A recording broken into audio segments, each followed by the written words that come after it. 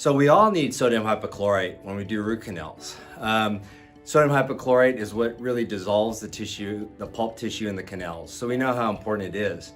But a lot of us, and I was included in that group, would just go down to the grocery store and buy some Clorox. And a bottle might say 6% sodium hypochlorite. So I would think that's what I needed to get. And many of us learned to dilute it over time. So if we had 6%, we would dilute it by half and come up with a 3% solution. The problem with that, from what I've learned, is the actual concentration of the sodium hypochlorite in that Clorox bottle is very variable. Depending on how long it's been on the store shelf, the experience that bottle had as it was in transit can affect the actual concentration.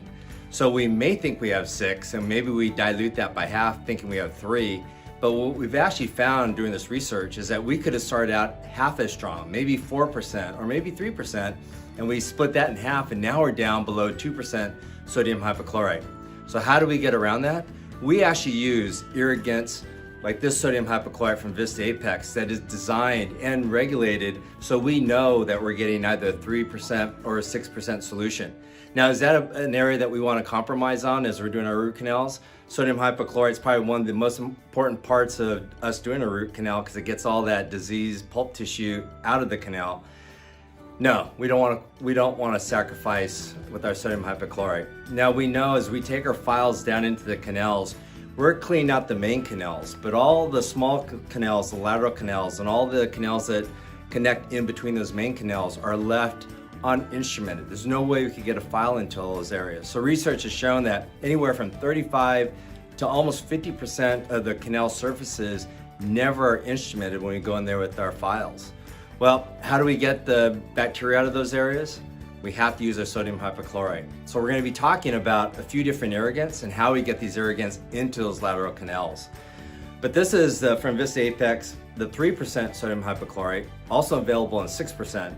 Now, there's different ways that can be delivered. You can use a big bottle like this, pour it into a cup, draw your syringes, or you can take pre-filled syringes of sodium hypochlorite in the 3 millimeter and the 12 millimeter, or the 3 cc and the 12 cc pre-filled syringes of the sodium hypochlorite. And again, this sodium hypochlorite has a shelf life, but you know during that shelf life that you've got that concentration of sodium hypochlorite that you need to do successful root canals. All right, so we got into the canals and we started to clean them out. Now there's all this dentinal mud in there, all this stuff, the smear layer that's plugging up all those lateral canals. What do we do next? We use our EDTA. Now the Vista Apex EDTA is specially formulated. It's 17%, but it's optimized at an 8.5 pH. That pH has been shown to give us the most effective cleansing action of our EDTA in the canals. So what we need to do is we need to get this down in the canals and we need to remove the dentinal mud and open up all those lateral canals. And then we can go back in with our sodium hypochlorite, and that sodium hypochlorite can then get into those lateral canals and clean them out even better. So this EDTA step is very important because we have to get into those lateral canals. The 8.5% pH is very important because that's the optimal pH for cleansing. All right, so we've done the sodium hypochlorite, we've done the EDTA to open up the canals, but we know there's still some bacteria down there. So what we're going to do is we're going to flush the canals out with water to remove the sodium hypochlorite EDTA residues if there's anything left. And now comes our chlorhexidine gluconate. Now this chlorhexidine gluconate is 2%, but it's not just chlorhexidine, it's also chlorhexidine with surfactants. And these surfactants increase the effectiveness of this chlorhexidine. And studies have shown that it will kill the bacteria 2 to 10 times faster. So it's much more efficient. And because it's chlorhexidine, we have the substantivity of that effect for hours. So the chlorhexidine plus is what you need to use, not just your regular chlorhexidine, because it's going to be more effective due to the surfactants. All right, now it gets even more exciting. So now we have Chlor-XTRA. Chlor-XTRA is a 6% sodium hypochlorite solution, but it has surface modifiers, surfactants in it that help it work even faster. You're going to get faster tissue dissolution by up to 2 times. You're going to be able to get the solution in and it's going to lubricate your instruments even better than straight sodium hypochlorite. So again, this isn't your Clorox. This is going to be a regulated 6% sodium hypochlorite, but with those surface modifiers or surfactants that will increase its effectiveness. Now the nice thing about the Chlor-XTRA is you have a bottle, and with the bottle in our office, what we would do is we'd pour it into a cup and then typically take a syringe and draw the solution out from that cup into a syringe and get it ready for use. With the Chlor-XTRA, what we have is we have the lure lock attachment that we can screw onto the top of the bottle, and now we get rid of a step of having to pour the solution into a cup and then draw it into a syringe.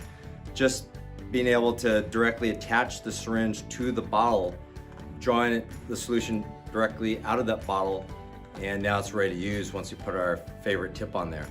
So this Chlor-XTRA is going to increase the efficiency of all your root canals. And what we're going to do is we're going to show you how the next item that we use is smear off. So in a typical situation, what we would do is we use the straight sodium hypochlorite, use the EDTA, we'd rinse with water. We have to remove the sodium hypochlorite from the canal before we apply the chlorhexidine. Well, what we're able to do now to increase the efficiency again is we've got the lure lock attachment, but we're going to go from the Chlor-XTRA straight to the smear off. Now the smear off is going to replace our EDTA and our chlorhexidine, and we don't have to have the water rinse in between. We're not going to create any kind of precipitate. So the smear off is a 2-in-1 solution. And by doing this, we're going to be able to optimize the effectiveness of our disinfection of the canals, getting rid of that tissue, opening up the lateral canals, treating the surface with a special surfactants in the smear off so we get better penetration of our sealer. So we are able to take our 4 steps, take it down to 2 with just the Chlor-XTRA and the smear off.